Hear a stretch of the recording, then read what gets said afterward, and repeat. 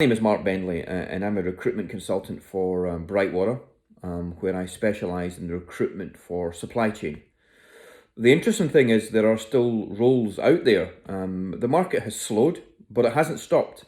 So I'm still working and looking for candidates with skills that cover supply chain managers, procurement, transport, logistics, demand planning. All of those roles are still continuing. The process has slowed, but it hasn't stopped. So we're still looking for people with these skill sets. The interesting thing and the reason for the video is a lot of people have reached out to me over the last couple of weeks there who have either been temporarily laid off or unfortunately some people have been permanently laid off. But the first thing I'd like to probably address it's about CVs. It's one of these kind of areas where there's lots of conflicting information about what a CV should look like, how long a CV should be, what it should contain, what it shouldn't contain, all of that type thing. I'd like to keep a very short video to kind of guide people on that. But and I suppose the first thing I'd like to probably address is this myth that a CV should only be 2 pages long, and it's exactly that. It is an absolute myth. If you've worked in supply chain for companies and you've had 5, 6, whatever amount of years you've had working for the same company, you've got a lot of skills. You've got a lot of skills to showcase.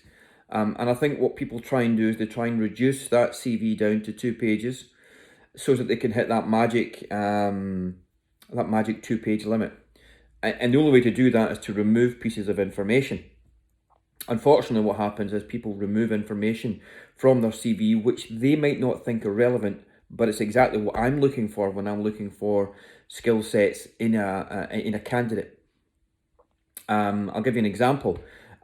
What tends to happen with a CV is the first person who gets to look at your CV when you apply for a role, whether you apply through an agency or whether you apply directly, the process is the same. The first person who would see your CV is HR. Now, good HR managers or good HR assistants, they're worth their weight in gold. But unfortunately, the way that it works is they've been given a remit by the hiring manager for specific skills to look for. And the way that they find or the way that they look for these skill sets is they do Control F on your CV. Type in keywords. If you have that skill set, then fine. But if you don't, then unfortunately it's a regret. And the example that I have is I was working with a blue chip client who was looking for a supply chain manager. Now, supply chain manager would cover all aspects, from the transport, logistics, procurement. But the key part that they were looking for is somebody who had a good, strong understanding of stock control. So this was the word that she was looking for in the CV, stock control. Now, she did Control F, stock control, and it wasn't there. And I got an email back saying, unfortunately, Mark, this particular candidate isn't what we're looking for. But I knew that from looking at the job spec and comparing both of them, that I knew that this candidate was absolutely right for the role. So I challenged this a bit further and I contacted her and I says, just talk me through why this particular person wasn't, suitable. Yeah, we're looking for somebody with more of a stock control background. Now, this particular candidate didn't use the term stock control, they used the term inventory. And she didn't have the wherewithal to look at it and think that they're one and the same.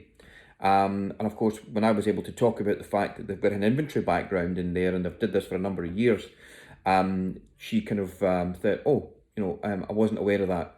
So the CV goes back into the mix. Hiring manager gets to see the CV, go down the process, and thankfully for this particular candidate, they were actually offered the role. And I suppose that's the beauty of going through a recruitment consultant such as myself.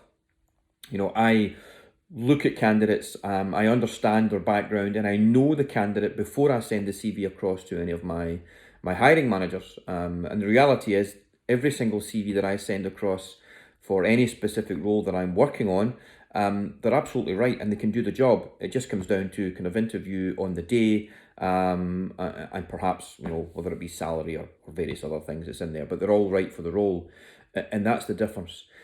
But the reason that I'm highlighting that particular point is that this particular candidate referred to stock control as inventory. But we'd worked on the CV. When I initially got that particular candidate's CV, it was 2 pages long. They had a great background, but it wouldn't have any impact if I were to send that CV as it was. And that's the reason I'm highlighting the fact that a 2-page CV is absolutely nonsense. It can be as long as it needs to be. The structure for a CV, and I'll put a couple of sample CVs at the bottom of this video, and it will give you an indication of what a CV should look like. You know, the structure is the same. So we start off by talking about your profile, and that's a bit about you, not work related, but it's a bit about you and your kind of career aspirations and type thing. The next part we go on to is we talk about the company that you're currently working for. A bit of rhetoric, 5 or 6 lines talking about the company, you know, whether if they're a manufacturing company, what they manufacture, if they're distribution, you know, how much distribution networks are they involved in, all of that type thing. The next part we then move on to is talk about your job title. And that's it, your job title and the years that you started with that company. And in the next part, we talk about your key responsibilities. This is the part that they're looking at there, the responsibilities you've had. And we're talking, you know, 6 bullet points talking about your responsibilities. Directly beneath the responsibilities, we want to talk about your achievements. And again, 6 bullet points talking about your achievements. These 2 parts are critical because the achievements sometimes hiring managers look at first, but the reason we don't put that above responsibilities is it's a flow. It flows from the company, the job title, the responsibilities and the achievements. In that same process is what you follow that thread through every single one of your previous jobs. Obviously, the most recent role you have would probably have more bullet points because that's the thing that they'll read first, but continue in the same vein. A bit about the company, job title, responsibilities, achievements, and just follow that the whole way through. You can either put your education at the start of the CV or you can put it at the end. It doesn't really matter. And the samples that are given below give you that indication of whether you put education first or education last.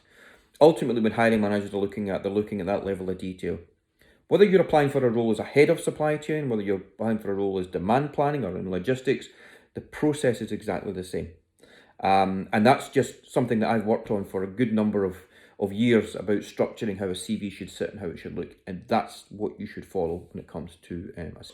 Because I'm trying to kind of reach out to those candidates, you know, across all spectrums, and people who are still in employment, who might have been reduced to a 4-day week and these type of things. People are looking to have their CV ready for whenever this does come to an end. There is no need to go out and spend hundreds of euros getting companies to create your CV. The structure which I'm going to give you is really simple, really straightforward, and it doesn't need you to spend money putting something together. You know, I can give advice, I can guide, and I can tell you how to structure your CV. And then when you've done it, we can review it again. So it's about constant review. So, you know, listen, I want to try and keep this short. I probably went a wee bit longer than I initially intended, but I think we've got to start with the CV before we move on to other things. If anybody's got any other questions they would like to ask, and anything that maybe like me to create a video about kind of interview kind of techniques and that sort of thing, I'm happy to do another video. But let's start with the CV. So, you listen, middle of the week, no time like now to get your kind of CVs over to let me have a look at them and see if we can try and structure and review them. But in the meantime, I'd like everyone to, you know, adhere to, you know, the government guidelines, stay safe, and where possible, self-isolate. So please get in touch. As I say, have a good day. Thank you.